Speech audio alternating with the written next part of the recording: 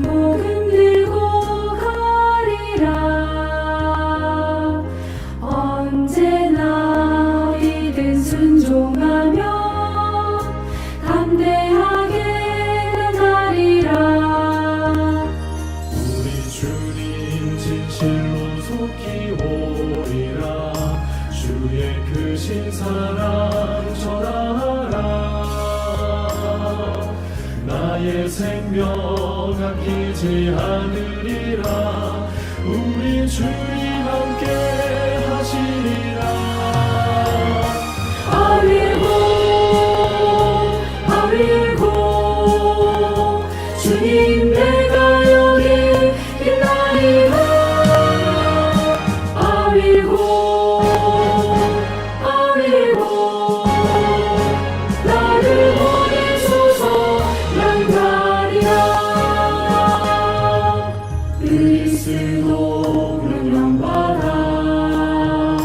나는 기도하며 가리라. 갈바리 십자가 바라보며 담대하게 나가리라. 새 천사의 이별을 속히 전하라. 세상 끝날까지 전하라. 내 모든 것 아끼지 않으리라. 주님만을 위해 나 살리라. 아윌고 아윌고 아윌고 주님 내가 여기 있나이다. 아윌고 아윌고 나를 보내소서.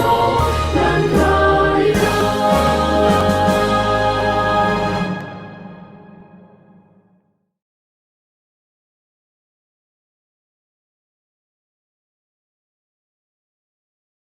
너희에게 평강이 있을지어다. 하루 동안 평안하셨습니까? 우리 주님께서 저희 삶에 은혜와 동행하심으로 살아계신 하나님의 선하신 모습을 보여주시기를, 또 이 저녁에도 함께 계셔 주시기를 예수님 이름으로 기도합니다. 얼마 전 제가 근무하는 우리 연수원 가족들이 한 공공기관에서 안전교육을 받았습니다. 당시 심폐소생술을 배우고 실습하는 시간이 있었습니다. 처음으로 실제 마네킹을 갖다 놓고 4분이라는 시간을 주고 센서를 둬서 정확하게 이렇게 하는 법을 배우고, 그리고 센서가 저희가 하는 작동이 제대로 되는지를 확인하는 과정을 통해 합격자를 분별해냈습니다. 저는 일상 속에서 배운 것과 비상 상황에서 그것을 해야 될 때에 얼마나 큰 차이가 있을 수 있는지를 배웠습니다. 4분 동안 정확한 동작을 통해 사람을 살리는 일이 무척 어렵다는 것을 배우게 됐습니다. 합격자가 저희 직원 여러 명 중에 한두 명에 불과했습니다. 일상의 생각과 비상시의 생각, 삶이 얼만큼 조화될 수 있는가? 우리는 어떤 삶을 사는 그리스도인일까? 우리의 삶을 통해서 하나님께서 말씀하십니다. 비상 그리고 일상. 이 비상이라는 말은 뜻밖의 긴급한 상태를 설명할 때 비상이라고 표현합니다. 그리고 일상은 날마다, 항상. 일상적인 삶을 살던 한 그리스도인이 비상 상황을 맞이했습니다. 마치 2021년 여러분과 제가 지금 겪고 있는 이 상황처럼 말입니다. 유다가 멸망할 때 그 비상 상황에 백성과 제사장이 일반인 모습은 비상일까요? 일상일까요? 오늘날 이 시대에 이렇게 사회가 어렵고 힘들 때에 우리 삶에 보이는 여러 모습들이 비상 상황인지 일상인지를 구별해내는 것, 꽤 중요한 지혜라고 생각했습니다. 이때 이 유다의 멸망 때에 한 그리스도인이 등장합니다. 다니엘입니다.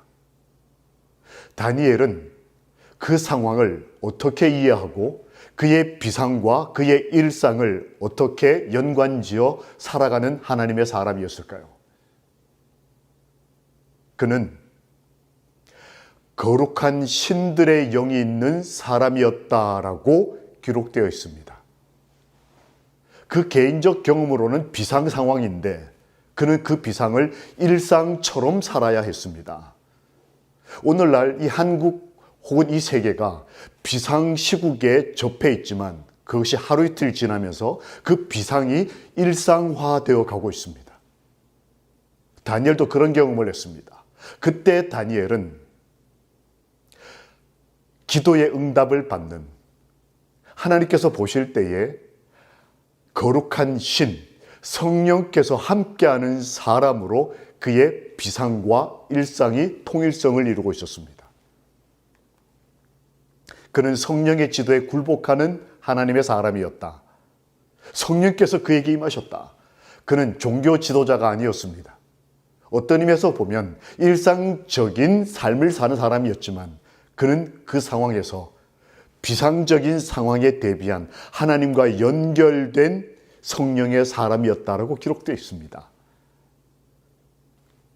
우리는 어떤 그리스도인일까요? 하루를, 이 비상한 하루를 어떻게 일상적으로 사셨습니까? 다니엘은 은총을 받은 사람으로 기록되어 있는데 그 은총의 기준이 하나님이 함께 하시는 사람이었으며 그리고 그의 기도가 응답되었다라는 말씀이 기록되어 있습니다. 오늘 저녁 함께 이 장막에 참여한 하늘 사람들의 일상과 비상적 상황은 하나님과 연결되는, 기도하는, 그 기도가 응답되는 매일이 되기를 소망합니다. 다니엘처럼 말입니다. 여러분이 지금 여기 화면에 보시는 이 두 사진의 공통점이 뭘까요? 하나는 신생아고 하나는 미얀마에 있는 한 아들의 어머니의 오열하는 사진입니다. 여러분 생각해 보셨습니까? 신생아는 왜 태어나서 웃지 않고 울까요? 왜 이 어머니는 지금 오열하는 일상을 보내고 있을까요? 아시는 대로 고통 때문입니다. 사랑의 관계가 지금 깨어졌기 때문이에요. 이 신생아는 안전하고 그 사랑하는 절대적 사랑을 주던 어머니로부터 분리되는 고통을 지금 느끼고 있습니다. 이걸 분리불안이라고 심리학자들은 말합니다. 이 어머니는 아들을 잘 키워서 의사를 만들었어요. 근데 이 의사가 착하기까지 했습니다. 그래서 지금 현재 미얀마 사태에서 열심히 신실하게 그 삶을 살아가던 한 사람이 총탄에 쓰러졌을 때에 그를 돕기 위해서 이분의 아들이 근무를 마치고 그 다친 사람들을 돕다가 같은 고통을 겪고 죽어 쓰러졌습니다. 어머니가 얼마나 힘들고 어려웠을까요? 우리가 지금 겪고 있는 이 고통의 이유가 뭐라고 생각하십니까?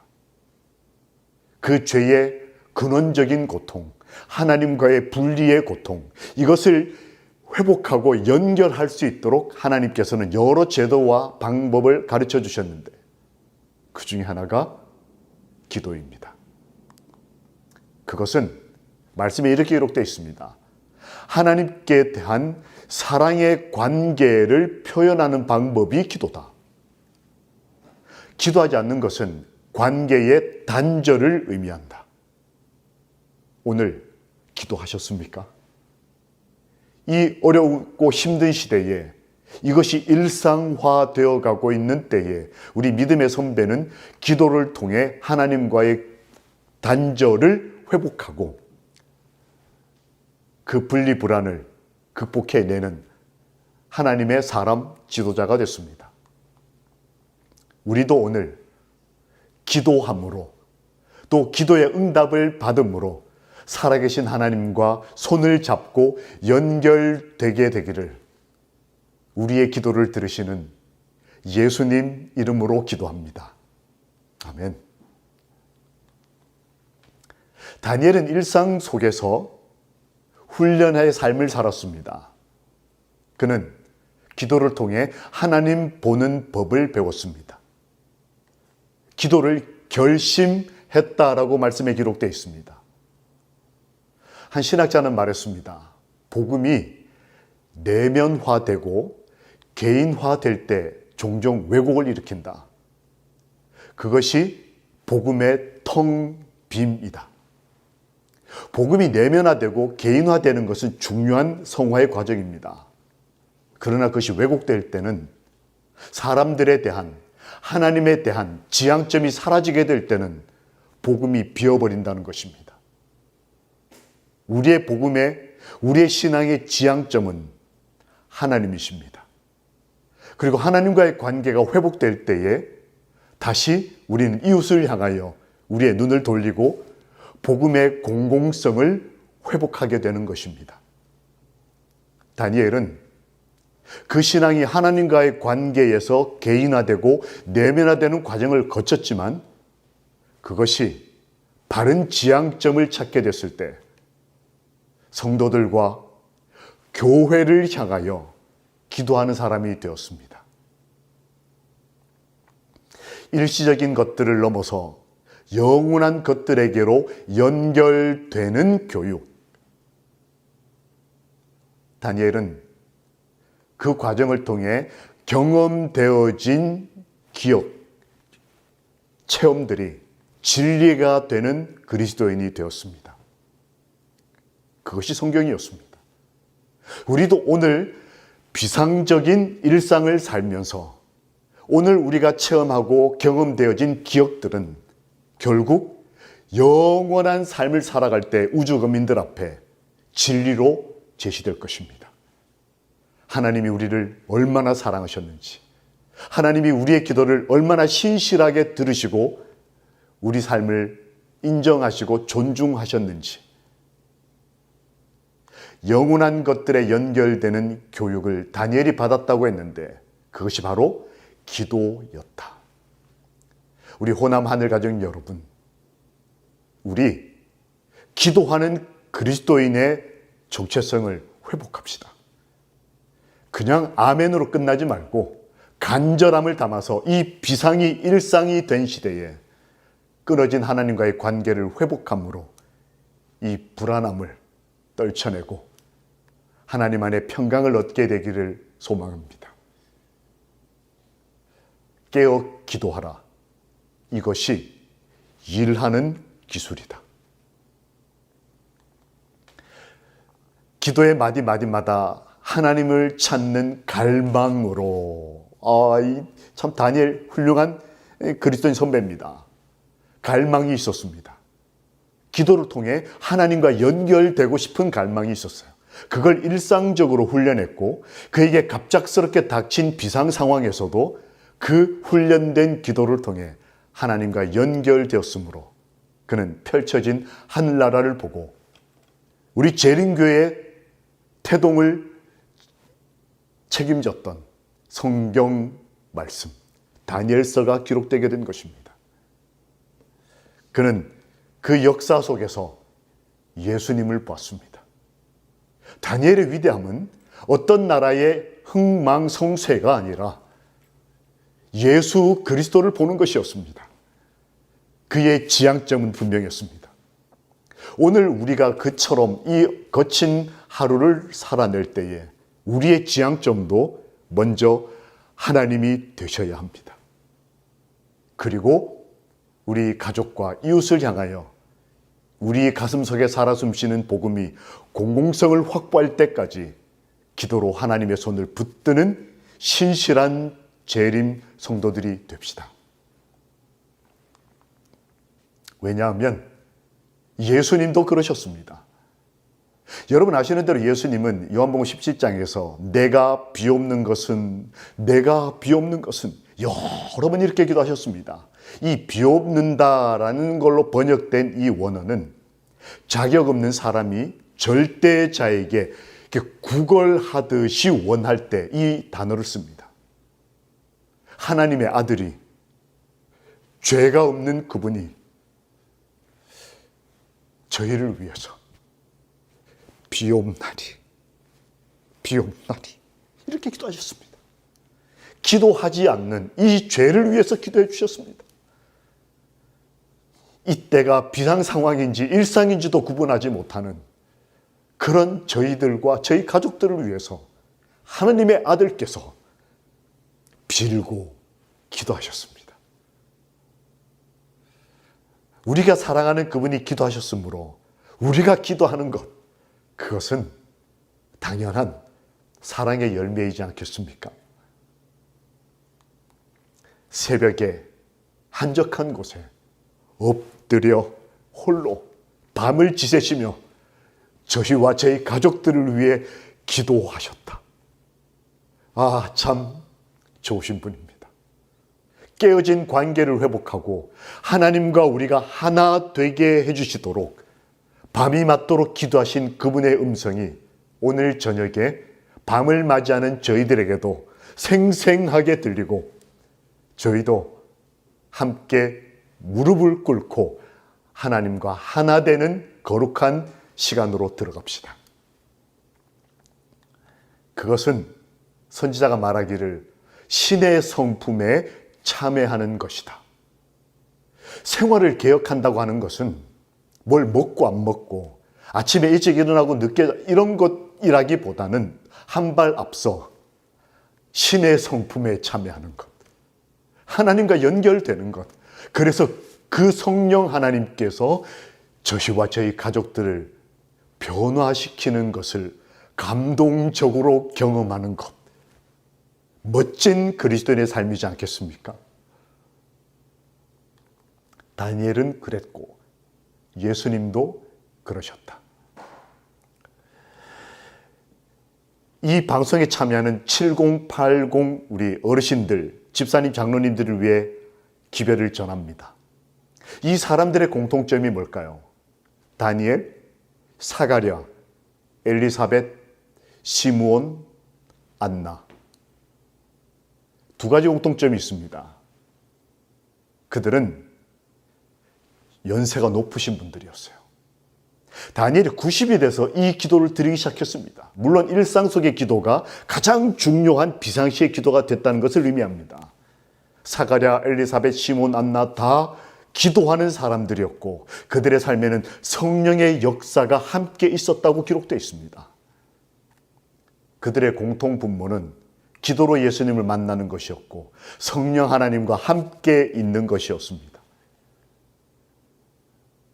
우리 연수원에 한 분이 연수를 오셨습니다. 30대 중반에 아주 세련되고 그리고 키도 크고 멋있는 남자분이었습니다. 근데 표정이 좀 어두웠어요. 근데 이분이 이제 며칠을 이렇게 지내시는데 그 어둠이 사라지지가 않았습니다. 근데 며칠 후에 그분이 간증을 하시는 소식을 듣고 제가 마음에 참 기뻤습니다. 하나님이 정말 살아계시는구나. 간증 내용은 이랬습니다. 연손에 이제 그가 근무하는 곳에서 이렇게 차례가 돼서 오시게 됐는데 한 3일 동안은 잠만 자. 자기가 왜 그러는지를 모르겠더라. 그런데 한 3일 지나고 난 다음에 기도실에서 기도를 하고 있는데 계속 졸리고 자다가 어느 순간 처음으로 기도를 했는데 그 기도의 이름이 아버지였다는 거예요. 자기는 자기가 아버지를 위해서 기도하게 되리라고는 상상하지 못했다고 간증을 했습니다. 무려 16년 동안 아버지와의 관계가 끊어진 상태였다는 거예요. 저는 그렇게 사는 사람이 있다는 걸 처음 알게 됐습니다. 이러고도 사는구나. 이러고도 가족이구나. 내용은 이렇습니다. 이제 중고등학교 다니는 시절에 뭔가 좀 관심 가는 학문 분야가 있었던 것 같아요. 그래서 내가 이 길을 가겠다고 했더니 아버지가 나와 하더랍니다. 아마 아버지가 꽤 보수적인 분이었던 것 같아요. 어떻게 너같이 훌륭한 아들이 그런 일을 할 수 있냐. 부모 자식 간에 꿈이 달랐습니다. 뭐 어리니까 참고 넘어간. 고등학교 이제 대학을 진학해야 하는 나이가 돼서 다시 아버지에게 진지하게 의논했습니다. 다시 아버지에게 이해받지 못했습니다. 대학을 갈 때에 큰 충돌이 있었습니다. 아들은 아버지의 뜻을 어기고 자기가 원하는 학과를 지원했습니다. 그 길로 아버지와 아들이 연락이 끊겼어요. 그리고 16년 동안 전화 한 통 없이 여전히 교회를 나가고 여전히 하나님의 이름으로 기도를 하는데 부모도 자식도 관계가 깨어졌어요. 그런데 이분이 3일 만에 하나님의 은혜로 성령 하나님의 감동하심으로 그가 첫 마디 기도로 뱉어낸 기도가 아버지였어요. 자기 아버지. 16년 동안 연락하지 못하고 관계를 끊었던 그분에 대해서 기도가 터져나오는 걸 이분이 자기가 놀래가지고 대성통곡을 합니다.